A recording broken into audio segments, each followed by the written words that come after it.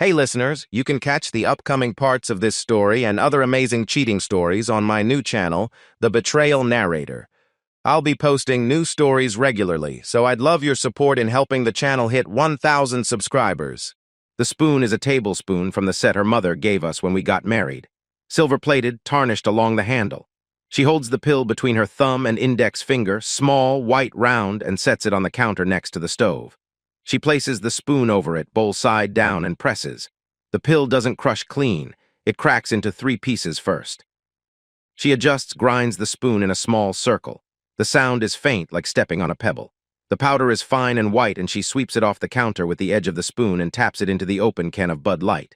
2 swirls, not 3, not 1, 2. She's done this before. The clock on the microwave says 8:47 p.m. She carries the can into the living room. I am in my recliner.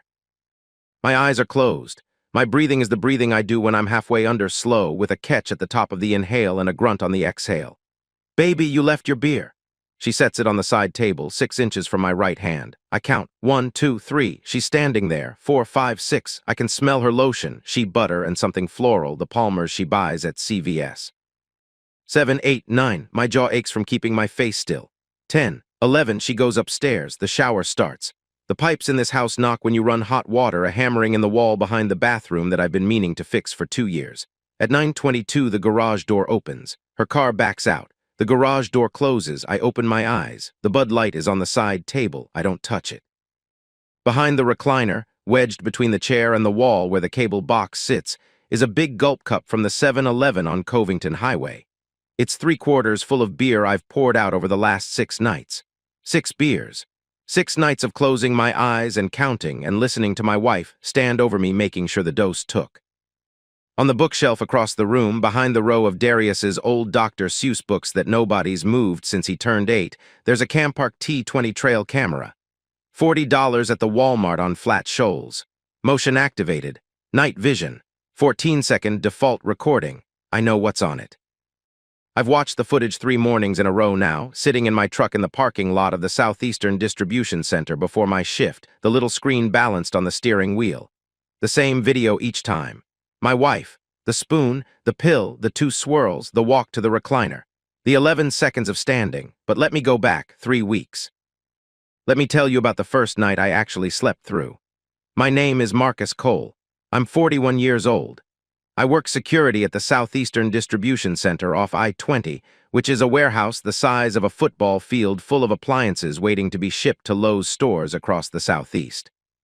For 4 years, I walked the perimeter of that building on 3rd shift, 11 p.m. to 7 a.m., carrying a flashlight and a 2-way radio, and encountering nothing more threatening than a raccoon that got into the loading dock in March of 2022. I walked the same route every night. Parking lot, east fence, loading bays, north fence, dumpster alley, west fence, front gate, repeat. 8 hours. 12 circuits. I'm good at boring work. 3 weeks ago, they moved me to days, 7 to 3. The 3rd shift position was eliminated, budget cuts, DeKalb County contract, restructuring, the kind of decision that gets made in an office I'll never see by people who don't know my name.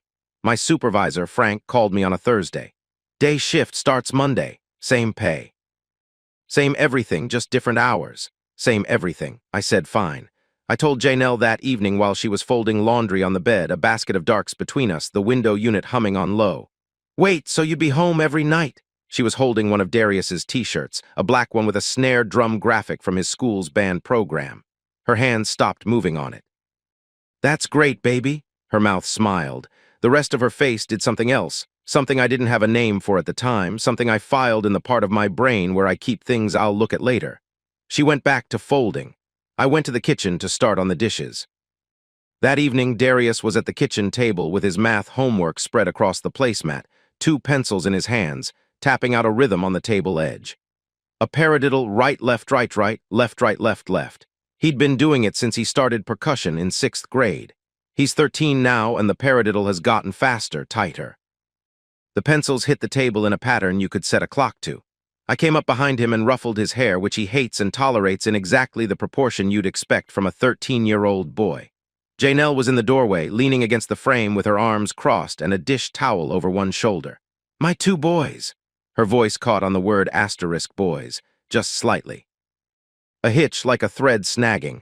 I looked at her and she was looking at us and I thought she was happy. I thought the catch in her voice was the kind where you see your family doing something ordinary and it hits you. I thought that. Monday night, the first night of the new schedule.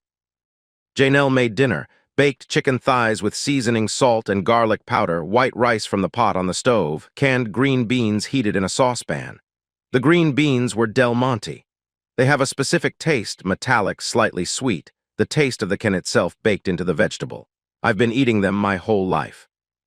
She put a candle on the table, a 3-wick from Bath and Body Works, mahogany teakwood, which she'd had on the shelf above the dryer since Christmas. The flame leaned hard to the left, pulled by the draft from the window AC unit in the living room. Darius was at his mother's cousin's house for the night, a Monday sleepover that had been planned before the shift change. It felt like a celebration. My wife made dinner and lit a candle and we sat across from each other at the table and she asked about my first day shift and I told her it was the same job in different light. She laughed at that. We cleaned up together. She washed, I dried. Her elbow bumped mine at the sink and she left it there. After dinner, she went to the fridge and came back with a Bud Light. Handed it to me, cold, the can sweating. Go sit down, you earned it. I took it to the recliner, turned on the TV. HGTV, one of those shows where a couple buys a house they can't afford and acts surprised when the renovation goes over budget. I drank the beer, 1 beer, 12 ounces. By 8:45, my eyelids were dropping. My head felt stuffed with insulation, that pink fiberglass fill, dense and itchy, pressing against the inside of my skull. I told Janelle I was going to bed. Okay. She didn't look away from the television. I went upstairs. I was asleep before I pulled the sheet up. I woke at 6:15 a.m. with a mouth like dry concrete. My head was thick. Not a hangover. I've had hangovers, and this wasn't that.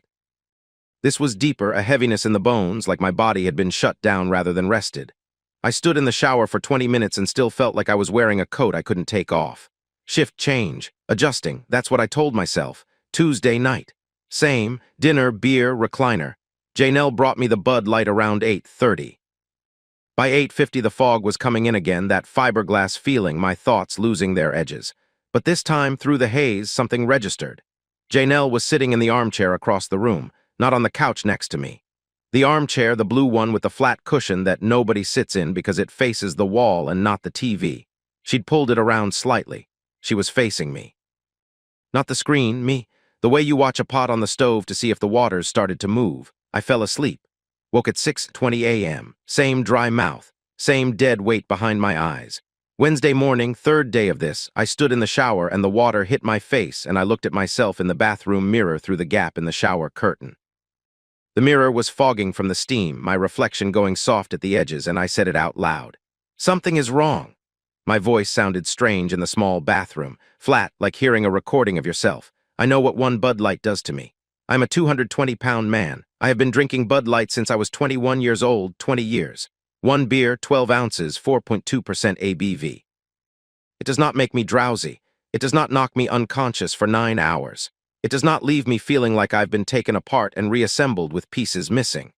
I have drunk 3 Bud Lights on a Friday night and stayed up until midnight arguing with Darius about whether LeBron is better than Jordan. 1 beer does nothing to me. 1 beer has never done what these beers are doing.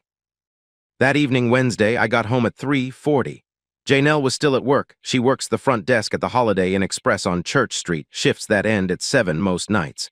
Darius was at band practice. The house was empty. I went to the garage and opened the refrigerator, the second fridge, the old white Kenmore we keep for overflow. The Bud Light case was on the bottom shelf. 18 cans left from a 24-pack. I pulled one from the right side of the box, a can I knew Janelle hadn't touched because she takes them from the left side, front row, every time. I'd been watching. I opened it in the kitchen. I drank it at the table by myself with the overhead light on and the window unit rattling and the house settling around me the way it does in the late afternoon when the framing contracts as the temperature drops. I drank the entire can in about 15 minutes. At 10 p.m. I was sitting in the same chair. Alert. Clear. My hands steady on the table. The empty can in front of me dry now, a ring of condensation on the wood where I should have used a coaster. 1 beer. Same brand, same case, same refrigerator. I could hear Janelle upstairs. The creak of the floorboard outside the bathroom, the one I keep meaning to shim, 3rd board from the door, it flexes when you step on the left side. The faucet running, the click of a drawer. The ordinary sounds of a woman getting ready for bed in a house where everything is fine. The beer was not the problem. I sat there. I turned the empty can slowly on the table, one finger on the rim, and I listened to my wife move through the rooms above me, and the house felt like a building I'd been hired to watch but had never actually searched. Thursday night, she hands me the beer at 8:47 p.m. I know the time because the microwave clock is directly behind her head, and I've trained myself to read it without moving my eyes from her face. The can is cold, condensation already forming on the aluminum. She's popped the tab for me, the way she does, and there's a faint hiss still escaping from the opening. I take it from her hand, and our fingers touch, and hers are dry and steady. I take a sip, hold it in my mouth for a beat before I swallow. The taste is wrong, not bitter, thicker, like someone dissolved a chalkboard in it. A grittiness that coats the back of my tongue and sits there. I've been drinking Bud Light since I was 19 years old. I know what it tastes like the way I know what water tastes like. This isn't it. I take a second sip for her benefit. Make a sound with my throat, a satisfied exhale. Set the can on the side table next to the recliner. She goes to the kitchen. I hear the faucet, the clatter of a plate going into the dish rack. Then her footsteps toward the hallway bathroom, the one with the noisy exhaust fan, the one I replaced the flapper valve in last March. The fan kicks on. The door closes. I have maybe 90 seconds. I reach down between the recliner and the wall and find the big gulp cup I wedged there at 2 p.m. while Janelle was at work. 44-ounce cup from the 7-Eleven on Candler Road, still faintly sticky on the outside. I pour the beer into it. Not all of it. I leave about 1.5 inches in the can so the weight feels right if she picks it up. The drugged beer makes a thin sound hitting the waxy cardboard interior of the cup. I cap it with the plastic dome lid and push it back behind the recliner, down into the gap where the baseboard meets the carpet. Then I settle back, close my eyes, rest the can on my stomach with one hand wrapped around it. The bathroom door opens. The fan shuts off. I breathe the way I breathe when I'm going under, slow, mouth slightly open. I let my body go heavy in the chair, let my head tilt to the right the way it always does. The recliner's leather creaks under the shift. At 9:14 p.m., Janelle is standing next to me. I can smell her lotion, cocoa butter, and something floral, the Palmer's she buys at the Dollar General. She's close. 2 feet, maybe less. Marcus, flat, not a question, a test. The way you'd say a word to check if a microphone is on. I don't move. She picks up my left hand, lifts it about 6 inches off the armrest and lets go. I make it drop. Dead weight. My wrist hits the leather with a soft thud and I keep my fingers loose and curled and I do not flinch. She nods. A small nod, tight, almost clinical, the nod of a woman checking a box on a list she's checked 100 times. Then she sets the beer can on the side table, adjusts it so it's centered on the coaster, and walks away. Her footsteps go up the stairs. The bedroom door, drawers opening and closing. The jingle of keys, she keeps a separate set in her nightstand, the ones with the purple lanyard. I've seen them, I didn't know what they were for. At 9:38 p.m., the garage door opens. The mechanical grind of the chain drive, the rubber seal peeling off the concrete floor. Her Nissan Sentra starts, that specific rattle in the exhaust manifold I told her about in June, the one she said she'd get looked at. The car backs out. The garage door closes. I'm at the living room window in 4 seconds. The blinds are the horizontal kind, aluminum, and I press 2 slats apart with my index and middle finger. Taillights. Red moving left. She turns left on Glenwood Road and the taillights disappear behind the Henderson's fence. I stand in my living room in the dark. The streetlight outside throws a stripe of yellow across the carpet through the gap in the blinds. The house is quiet except for the compressor humming in the utility closet and Darius's music upstairs, faint, bass-heavy, leaking through his headphones. My wife has been putting me to sleep. I stand there for maybe 45 seconds. Then I get my keys off the hook by the door and drive to the Walmart on Columbia Drive. The trail camera is on an end cap in sporting goods between the deer attractant and the camouflage netting. Campark T20, motion-activated infrared, records to a micro SD card. $39.97 plus tax. I pay cash. I don't know why I pay cash. It doesn't matter. I pay cash anyway. Back home by 10:15. Darius is still in his room. I zip-tie the camera behind the bookshelf in the living room, the one against the wall opposite the kitchen counter, threading the plastic tie through the ventilation holes in the camera housing and around the middle shelf support. The lens sits between a copy of Janelle's nursing textbook from the program she never finished and a framed photo of Darius at his 5th grade band concert. I test the angle with my phone, triggering the motion sensor by walking to the kitchen counter and standing where Janelle stands when she opens the beer. The camera catches the counter, the spoon drawer, and about 2/3 of the stovetop. Good enough. I go to bed. I don't sleep. Friday morning, 5 a.m. I'm sitting on the edge of the bathtub with the bathroom door locked and the exhaust fan running for noise cover. The SD card is in my phone through a micro to USB adapter I keep in my toolbox. The video file is time-stamped 8:31 p.m. The footage is grainy, green-tinted from the infrared, but clear enough. Janelle at the kitchen counter. She opens the silverware drawer and takes out a spoon, the soup spoon, the one with the bent handle from when Darius tried to catapult a grape in 2019. She sets it on the counter. She reaches into the pocket of her scrub top, the teal one she wears on Thursdays, and pulls out a small white pill. She places the pill on the counter and presses the back of the spoon down on it. One firm push, then a rocking motion, grinding the pill into powder against the granite. She opens a Bud Light from the six-pack on the counter. She uses the spoon to sweep the powder off the granite and into the can. 2 swirls. She drops the spoon in the sink. She picks up the can and walks toward the living room off camera. 23 seconds. The whole operation takes 23 seconds. I sit on the edge of the tub and watch it twice more. The porcelain is cold through my shorts. The fan rattles overhead. I can hear Janelle in the bedroom on the other side of the wall, the bed springs shifting as she turns in her sleep. That night I do it again. Pretend to drink. Pour the beer into the big gulp cup. Close my eyes. She checks me at 9:12. Same test, my name, the hand lift, the drop. Same nod. At 9:40, the garage door opens. This time I follow her. I give her a 2-minute head start, then take my truck out through the side gate, the one that opens onto Willow Lane, away from Glenwood, so she won't see my headlights in her mirror. I loop around through the neighborhood and pick her up heading east on Glenwood. 3 car lengths back. Her right taillight is dimmer than her left. The bulb is going, another thing I told her about, and that dim light is my guide through the dark.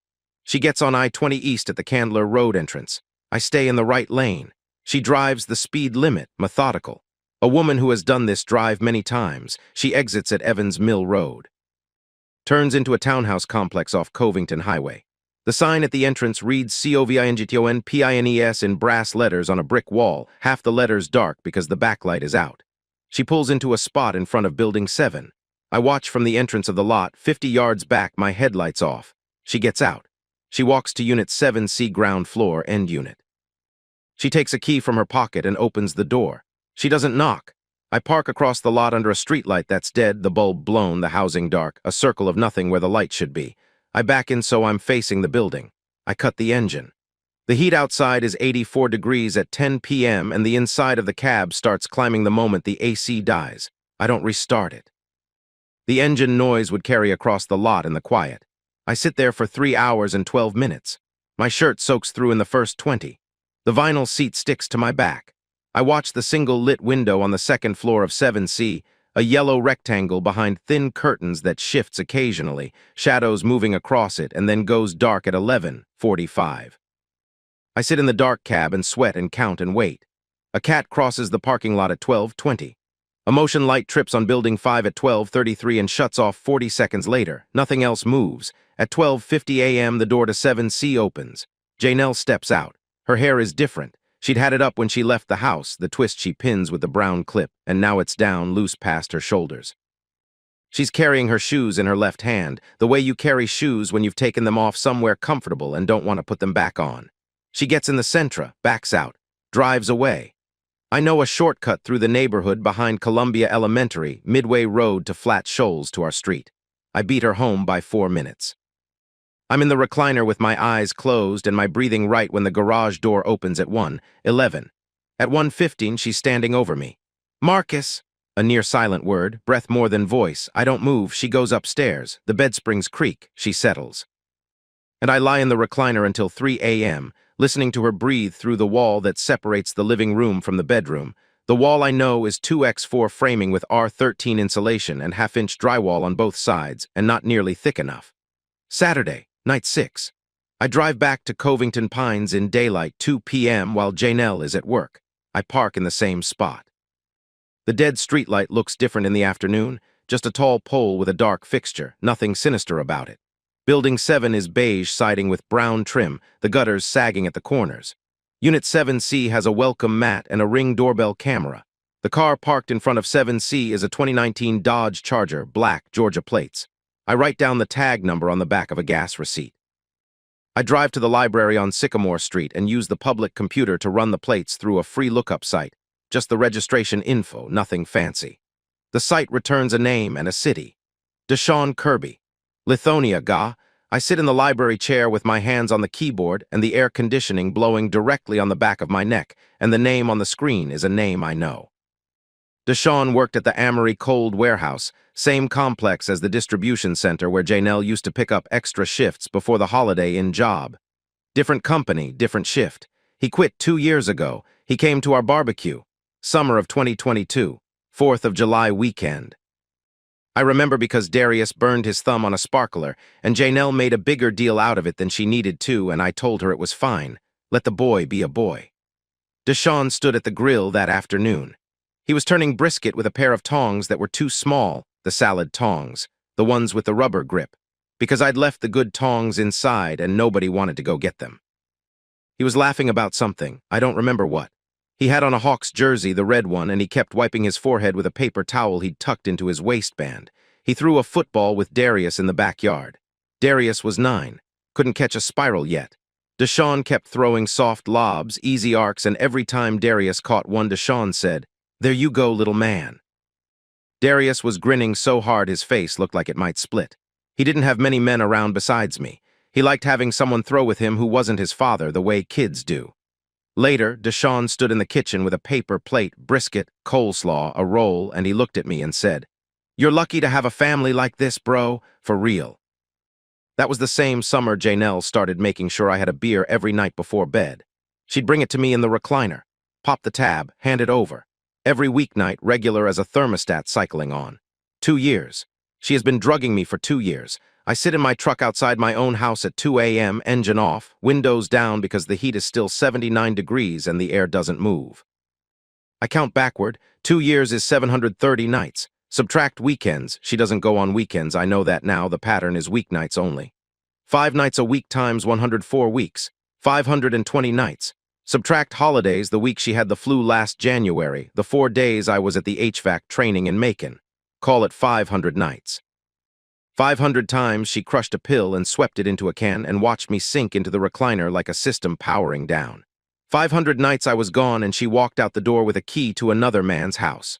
I take the big gulp cup to Ray on Monday. Ray Tillman, pharmacy tech at the CVS on Flat Shoals Road, been there 11 years. We went to Columbia High together. He's on his break when I come in, eating a turkey sub at the consultation counter in the back. I set the cup down. There's a chalky residue at the bottom, a fine white sediment settled into the waxy cardboard like silt in a drain pipe. Ray looks at it. He doesn't touch it at first. He finishes chewing, wipes his hands on a napkin. Then he takes the cup to the back counter and tilts it under the magnifier lamp they use for checking pill markings. He's quiet for about 30 seconds. Then he sets the cup down. "That's Zolpidem," he says. "Ambien, 10 milligram from the grain size. Where'd you get this?" I tell him I found it. He stares at me. Ray has a way of looking at you where his whole face goes still and his eyes don't blink, and you know he's doing math in his head that has nothing to do with pharmacy. "Man, if somebody's been putting that in your drink, that's a felony." He leans forward on the counter. "That's aggravated assault in Georgia. I'm serious, Marcus. That's not a domestic thing. That's a criminal thing." I ask him to write down what he identified and sign it. He hesitates. His pen is in his hand, the blue bic he keeps clipped to his smock pocket, but his hand doesn't move for a few seconds. This is outside his lane. He knows it. I know it. But he pulls a CVS receipt from the register roll, flips it to the blank side, and writes in small, careful print, Zolpidem tartrate approx. 10 mg identified from residue in container 819. He signs it. Raymond Tillman. I fold the receipt and put it in my wallet in the slot behind my driver's license next to the micro SD card from the trail camera. Paper and digital, 2 kinds of proof. I drive home. It's 6:30 p.m. The light is amber through the windshield and the shadows of the pines on our street are long across the yards. Janelle's Sentra is in the garage. I can hear the TV through the front door before I open it. Darius is in the living room. He's sitting on the couch with his practice pad on his lap and his headphones on, sticks moving in a steady pattern, paradiddles, right, left, right, the rudiment his instructor has him drilling this month. His head bobs slightly with each stroke. He doesn't hear me come in. I stand in the doorway and watch him. His hands are getting faster. The stick heights are more even than they were a month ago. He's wearing the Braves shirt I got him at the Turner Field closeout sale, the one that's too big in the shoulders but he won't let me replace. His feet are bare on the carpet and his left big toe taps the floor on the downbeat. A full minute passes before he looks up. "Hey, Dad, you okay?" "Yeah, buddy, I'm good." He nods and goes back to the paradiddles, right, left, right, right, left, right. The sticks hitting the rubber pad make a sound like a heartbeat played at double speed. I'm not good, but I'm awake. After Darius goes to bed at 10, I sit at the kitchen table with my laptop open. The screen light is the only light in the room. I type Criminal Defense Attorney Decatur, Georgia into the search bar.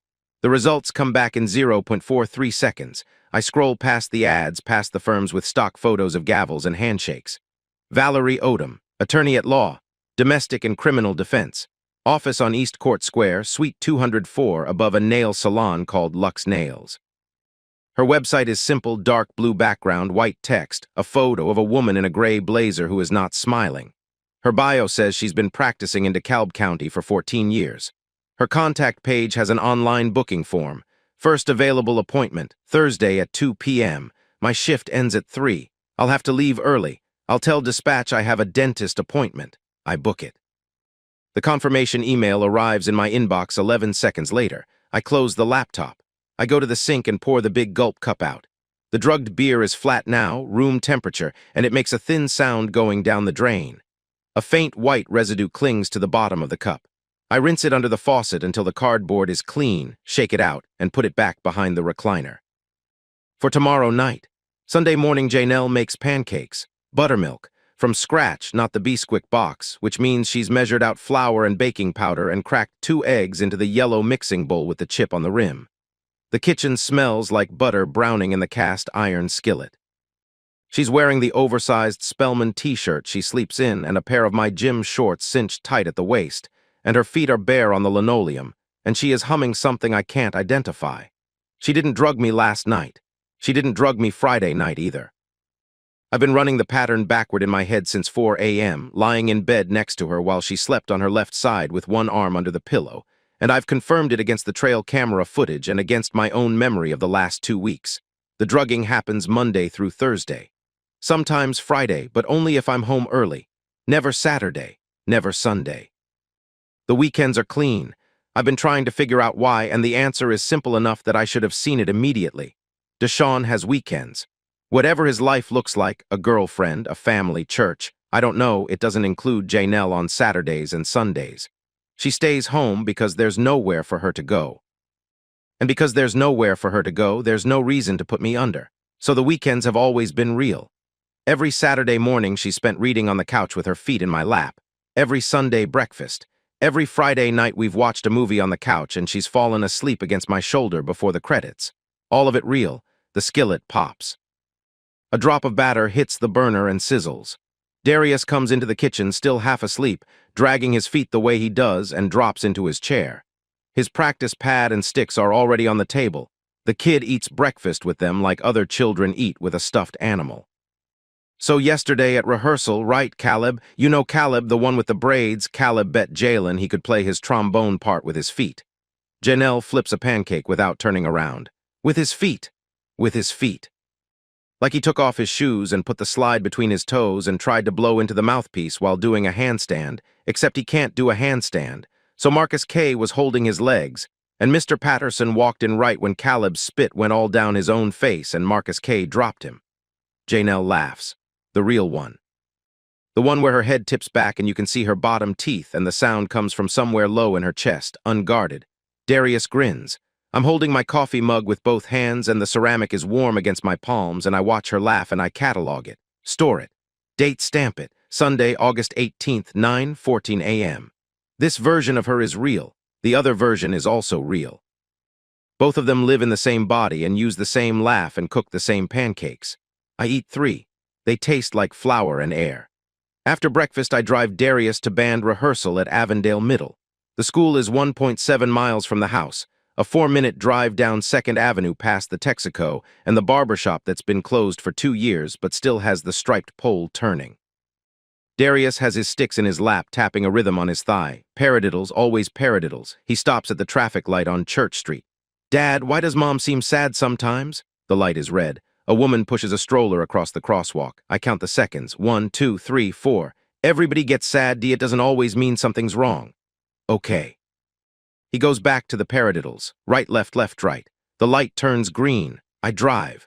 Darius doesn't ask anything else, but he keeps his eyes forward the whole rest of the way, which is how I know he didn't believe me. 11-year-olds read rooms better than anyone. They just don't have the words for what they find there. I drop him at the side entrance. He grabs his stick bag and jogs toward the double doors. He doesn't look back.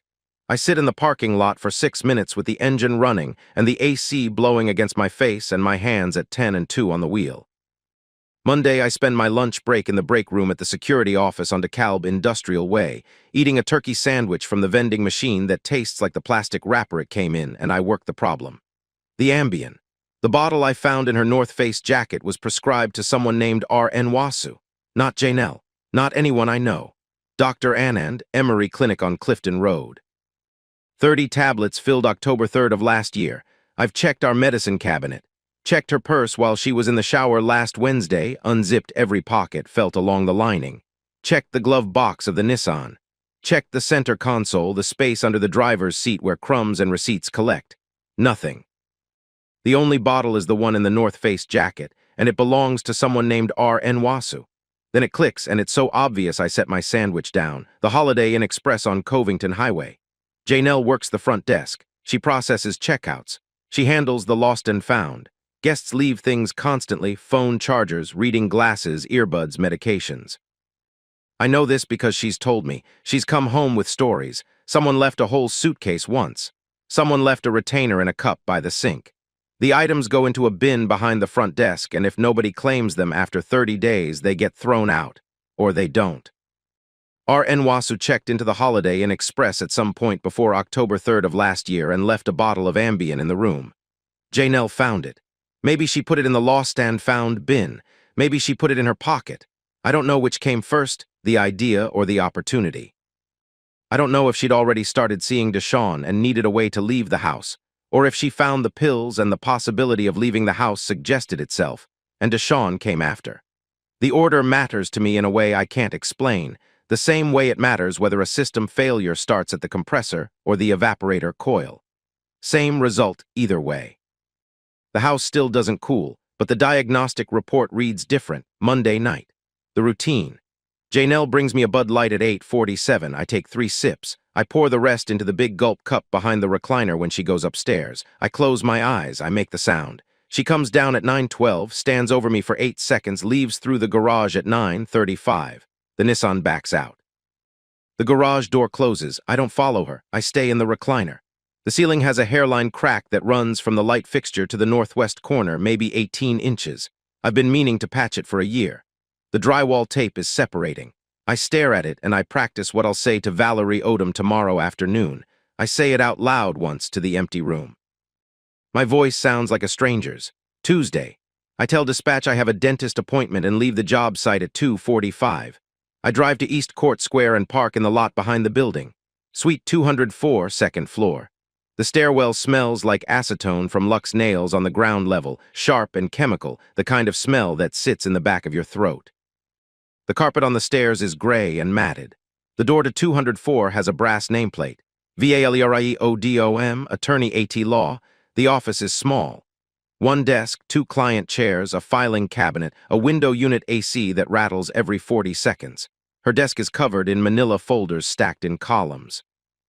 Valerie Odom is short, 5'2", maybe 5'3", early 50s, reading glasses on a beaded chain around her neck. She wears a navy blazer over a white blouse. She doesn't offer coffee. She doesn't ask how my day is going. "Mr. Cole, what can I do for you?" I hand her the SD card from the trail camera. She takes it without comment, plugs it into her laptop, turns the screen so we can both see. The footage loads. Janelle at the kitchen counter, the pill on the granite, the back of the spoon pressing down, the powder swept into the can, 2 swirls. She watches it through. She watches it again. She takes off her glasses and sets them on the desk. "Mr. Cole, how long has this been going on?" 2 years, as far as I can tell. I hand her the CVS receipt. the one from the prescription bottle, R. Nwasu's name, the zolpidem tartrate. She reads it. She puts it down flat on the desk, lining it up with the edge of a folder. Your wife has been committing aggravated assault. In Georgia, administering a drug to someone without their knowledge or consent is a felony regardless of the substance. This is also grounds for an at-fault divorce with full custody presumption. She says it the way I'd tell a homeowner their compressor is dead. Factual. No sympathy in it, but no cruelty either, just the reading on the gauge. Do you want to file criminal charges? Yes. Do you want to file for divorce? Yes. Do you want to confront your wife before we file? I look at the window unit. It cycles off, then back on. The rattle starts again, 40 seconds. I want her to know that I know. I want to see her face when the room changes temperature. I understand that impulse. She puts her glasses back on. But if you confront her before we file, she may destroy evidence, coach her story, or leave. I recommend we file the police report and the divorce petition simultaneously. Then you confront her, or don't. Your choice, but the paperwork goes first. Okay. We spend an hour, emergency custody motion, at fault grounds. The trail camera footage logged as Exhibit A. She walks me through each form. I sign where she points. My handwriting is steady. I check. I get home at 5:30. The ice cream truck is on the street 3 blocks south, and I can hear the tinny electronic loop of turkey in the straw getting closer. Darius is already off the couch and digging in the junk drawer for cash. Dad, you got $2. I hand him 2 ones from my wallet. He's out the front door before the screen slaps shut. I stand on the porch. The concrete is still warm under my shoes from the day's heat. The street is that amber color it gets around 6:30. The pine tree shadows stretched long across the Hendersons' yard. Janelle comes out and stands next to me, close enough that her arm touches mine. He's getting so tall. Yeah. Darius is sprinting down the sidewalk, $2 in his fist, his bare feet slapping the concrete. The truck is at the corner now. 2 other kids are already there. He's running the way kids run when the only thing in the world is the thing they're running toward. 30 seconds. I let myself have 30 seconds, both of us on this porch. The kid on the sidewalk, the truck playing its song. The light going amber on the houses. I let the 30 seconds happen because they won't happen again, not from this porch, not with both of us standing here. Janelle touches my arm. You okay? You've been quiet. Just tired. You should have a beer tonight. Relax. My jaw tightens. The muscles along the hinge of it lock. I keep my eyes on Darius. Yeah, maybe. Darius comes back with a bomb pop, red and blue already melting down his wrist, grinning like the world is a simple and generous place. I hold the screen door open for him. I go inside. Tuesday night. Janelle is asleep next to me. She came home at 1:10 a.m. I know because I watched the clock. She smells like a different soap, something with coconut in it, not the Dove bar in our shower. Her breathing is even. Her left arm is under the pillow. In 48 hours, Valerie Odom will have filed the police report with DeKalb County PD, the divorce petition, and the emergency custody motion. In 72 hours, I will sit in the recliner and ask my wife how long she's been putting pills in my beer. I know exactly how the conversation will start. The crack in the ceiling is still there, running from the light fixture to the corner. 18 inches of separating tape. I never did fix it. The AC kicks on at 1:47. The compressor hums through the wall. And somewhere in this house, behind the drywall and the insulation and the vapor barrier, the wiring is still live, still carrying current to every room, even the ones where nobody's turned on the lights. The pen is a Bic, blue ink. Round stick, medium point, the cap chewed down to a nub with teeth marks along the ridge. It belongs to Valerie Odom. She hands it to me across her desk, and I sign the police report first because she says that's the one with the tightest timeline. Aggravated assault. Administering a controlled substance without consent. My name on the line. Thursday, August 22nd, 11:47 a.m. My lunch break started at 11:30. The divorce petition is 4 pages. At fault, grounds listed as felony assault and adultery. I sign the bottom of each page. The emergency motion for sole custody of Darius Marcus Cole, minor age 12, is 3 pages. I sign that too. Valerie watches me sign. She doesn't say anything encouraging. She doesn't touch my shoulder or tell me I'm doing the right thing. She's wearing a gray blazer and her reading glasses are pushed up on her forehead, and she takes each document back as I finish it and taps the edges straight against the desk and puts it in a manila folder. She is a machine built for this specific function, and I am grateful for it. I'll have the petition filed by end of business today. The police report goes to DeKalb PD this afternoon. Detective Raines in the domestic crimes unit. He's expecting it. I nod. I put the cap back on her chewed bic and set it on the desk between us. Marcus, don't confront her until the filing is done. I need everything on record before she knows. Tomorrow night. Friday, okay, that works. Don't call me after unless it's an emergency. I'll reach out Monday morning. I drive back to work. The parking lot at the distribution center is half empty because it's lunch and the drivers are out on routes. I walk the perimeter. West fence, north fence, loading dock, east fence, south gate, back to the guard shack. 840 steps. I've counted them before, but I count them again because counting is what I do when I need the ground to stay where it is. The sandwich from the vending machine is turkey and Swiss on white bread, $3.75, and the bread is damp in the middle where the turkey sat against it overnight. I eat all of it. I drink a Dr. Pepper. I log the 2:15 truck arrival. I log the 2:40 departure. I do my job. At 3:22, I pick Darius up from band practice at Redan Middle School.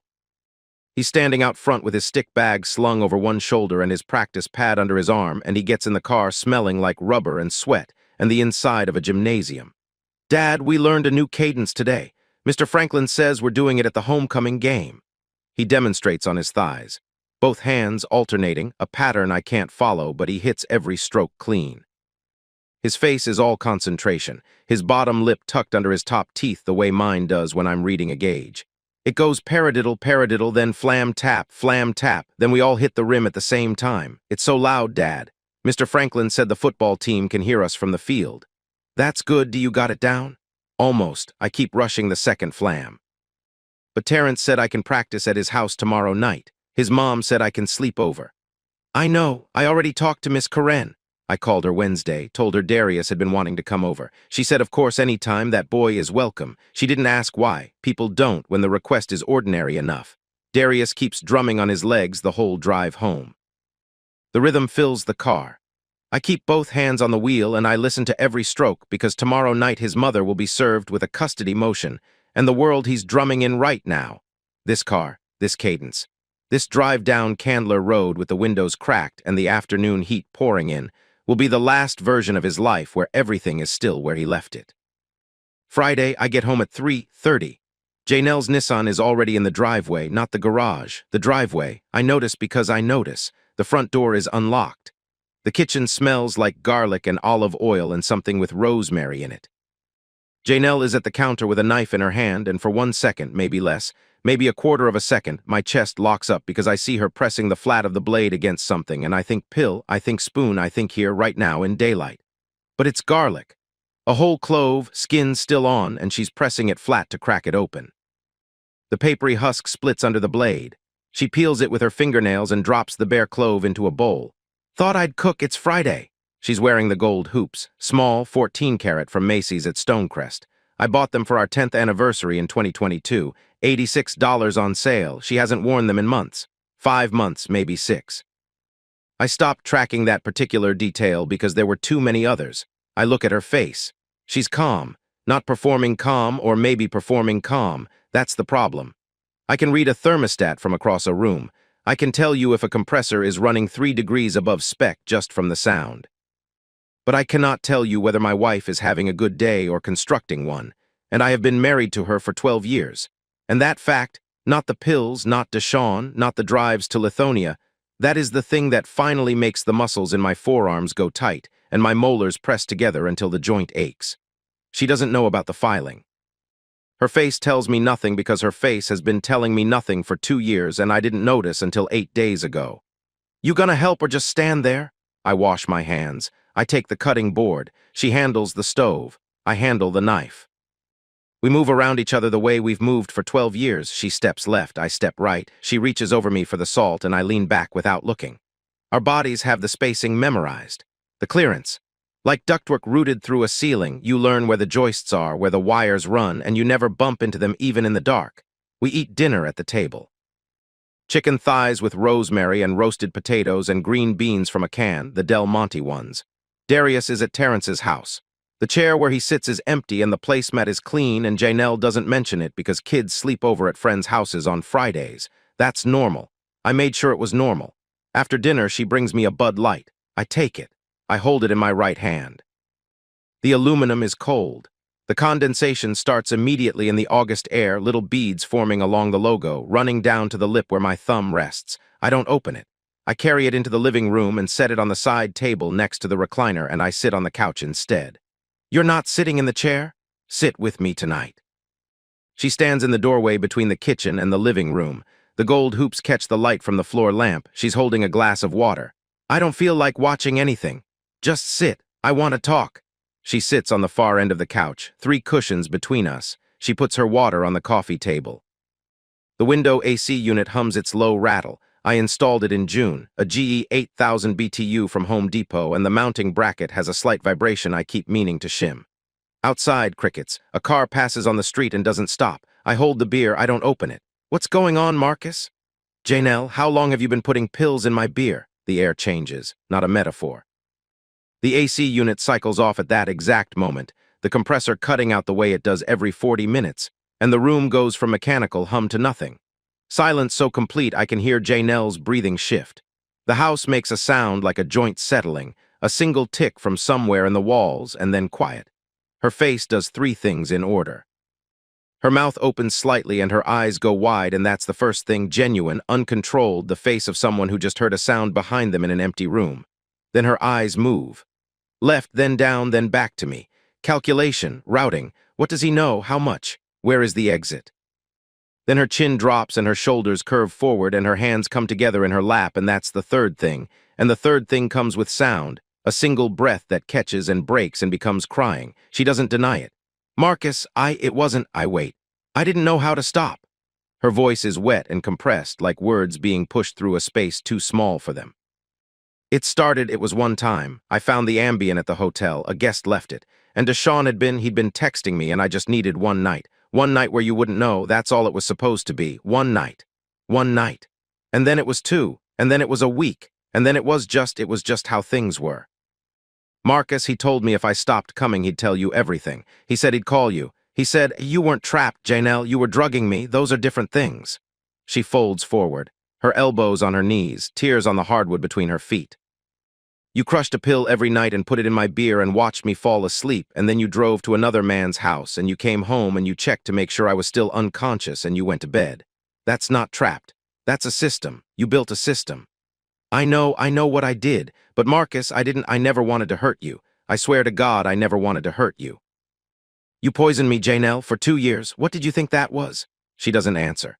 The crying is the only sound in the room besides the crickets outside and the AC unit, which kicks back on at that moment, the compressor engaging with its low mechanical groan. I take out my phone. I open the gallery. I press play on the trail camera footage and hold the screen toward her. Her face on the screen, the kitchen counter, the spoon, the pill, the powder dissolving into the can, the 2 swirls. She watches herself do it. Her crying slows. "This is already with my attorney and with the Decatur Police Department and with the DeKalb County DA. I filed the report yesterday morning." The crying stops. The tears are still on her face. I can see them shining in the lamp light, but the sound stops. Like someone pulled a wire, she stares at the phone screen. Her mouth is open. Her hands are still clasped together in her lap. "Marcus, please, Darius is at Terrence's house. He's safe. He's not going to hear this." "No, I mean Marcus. What's going to happen to Darius?" She's not asking about herself. She's not asking about the charges or the divorce or the custody motion or what happens to her. She's asking about him. And I can see it right there, in the way her hands grip each other, in the way his name comes out of her mouth like it's the only word she has left, that Janelle loves Darius the way I love Darius. Completely, without condition. And that love was there every single night, every crushed pill, every drive down I-20 to Lithonia, every 1 a.m. return.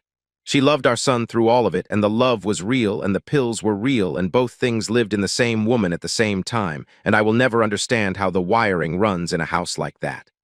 "I filed for emergency custody. You're going to need your own attorney."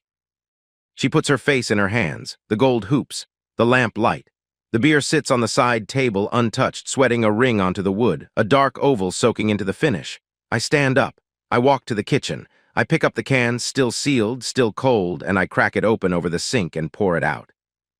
The beer hits the stainless steel and runs down the drain, and the smell of it rises up, that thin-grained smell I've been tasting every night for 2 years. I rinse the can. I crush it. I put it in the recycling bin under the counter, the blue one from DeKalb County Sanitation. I put both hands flat on the counter. The laminate is cool. This is where she stood, every night, right here. 700 nights, give or take. 700 pills crushed on this surface, this exact square footage of countertop between the stove and the dish rack. I press my hands down until the edges of my fingers go white. I breathe. From the living room, Janelle's voice, quiet, almost nothing. Deshaun said you'd never find out. He said you were the kind of man who'd sleep through anything. I don't answer, my hands on the counter, the compressor humming through the wall. The crickets outside doing what crickets do, which is fill the silence so you don't have to hear what's actually in it. Deshaun was right. I was that man. I slept through 2 years of it. I slept through 700 pills and 700 drives and 700 lies, and I slept because sleeping was what I was built for, steady, reliable, present in body and absent in every way that counted. I'm not that man anymore. And that's the part that costs the most. Not what they took, what I have to become to get any of it back. DeKalb County Police Department case number 240847231. Aggravated assault, domestic. Arrest date, August 19th.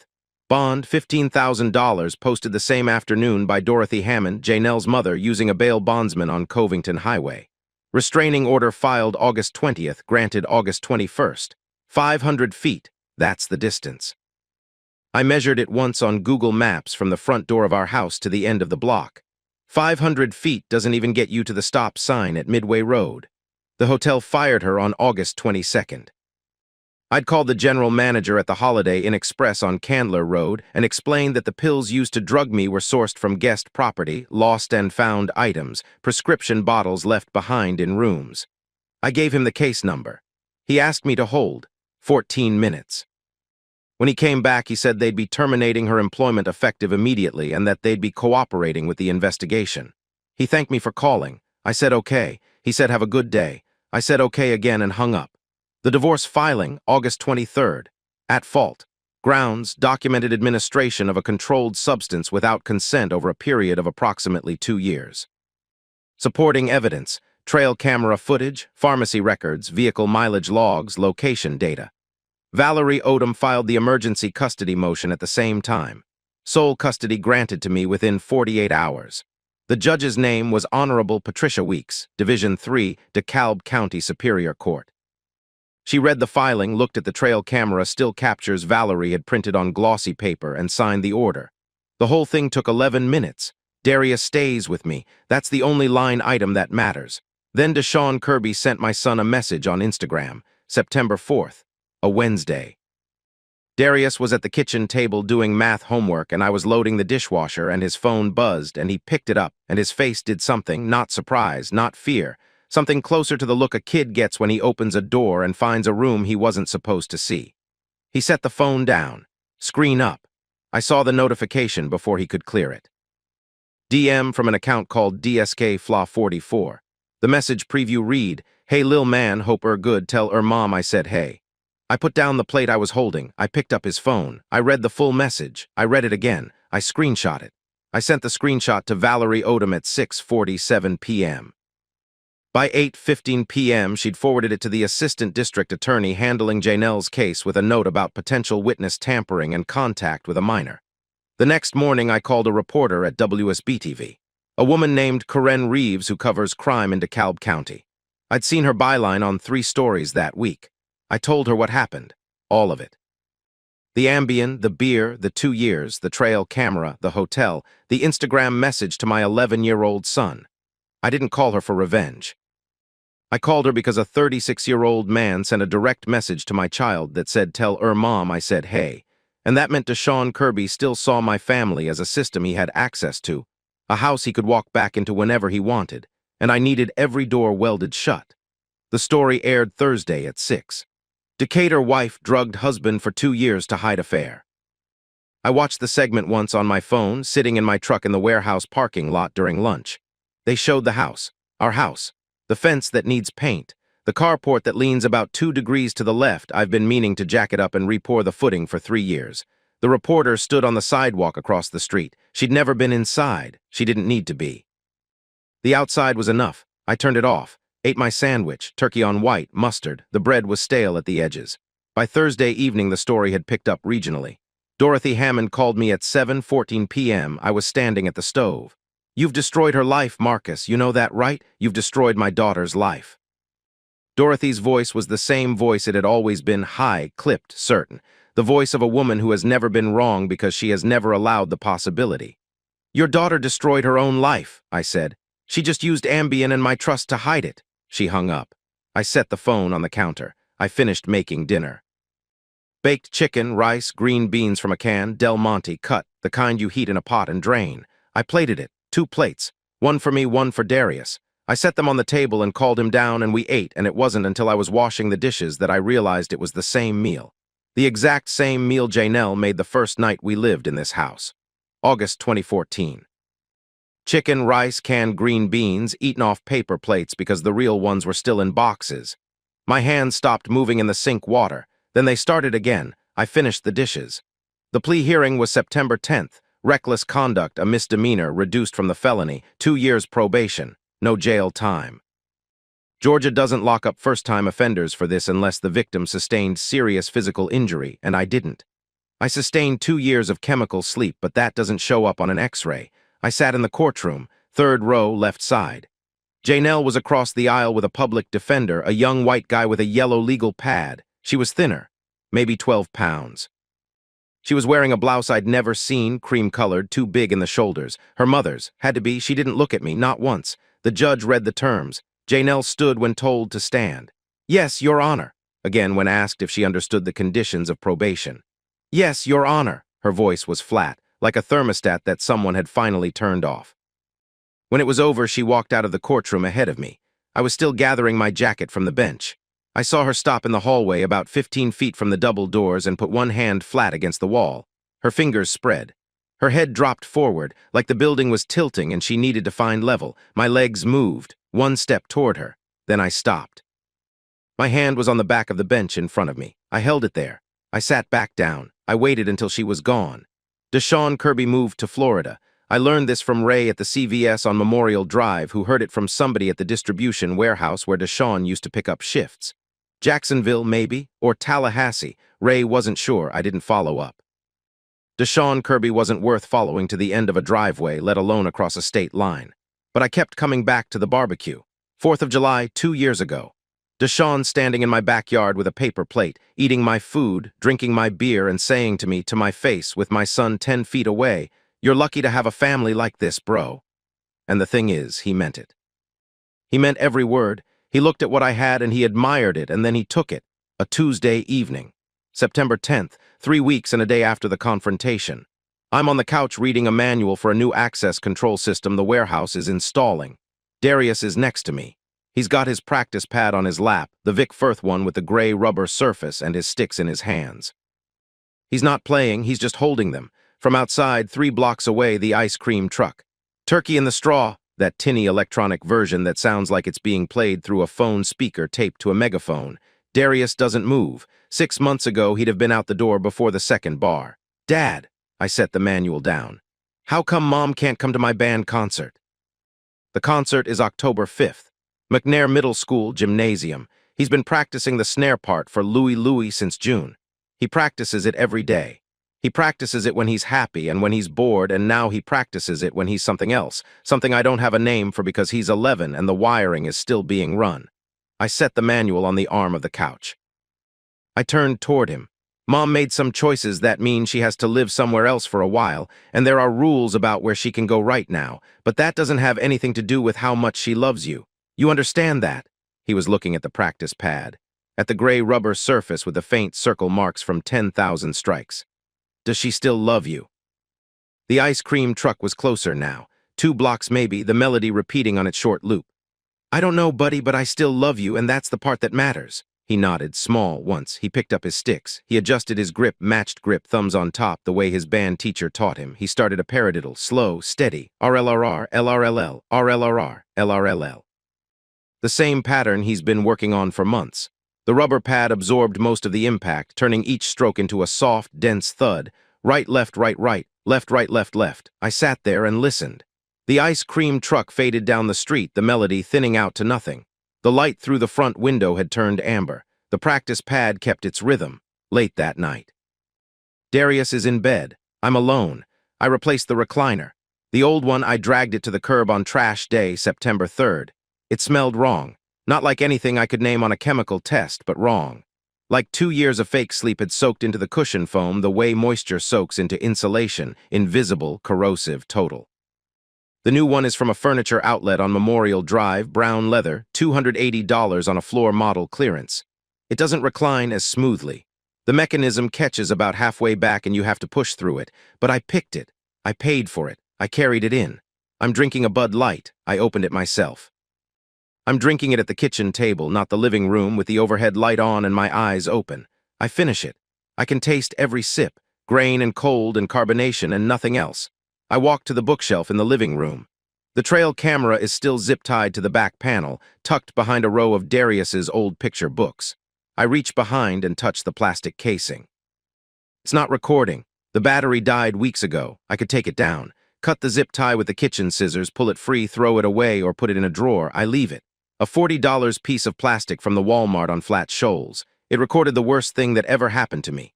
And the best decision I ever made. I turn off the kitchen light. I check the locks. Front door, deadbolt chain. Back door, deadbolt, the knob lock that sticks. Garage, the side door, the one with the latch I've been meaning to replace. I go to bed. The house is quiet. The crickets are loud. The street light outside my window, the one that works, casts a circle of yellow on the ceiling. I lie on my back, eyes open, and I don't sleep for a long time, not because I'm afraid, because I can.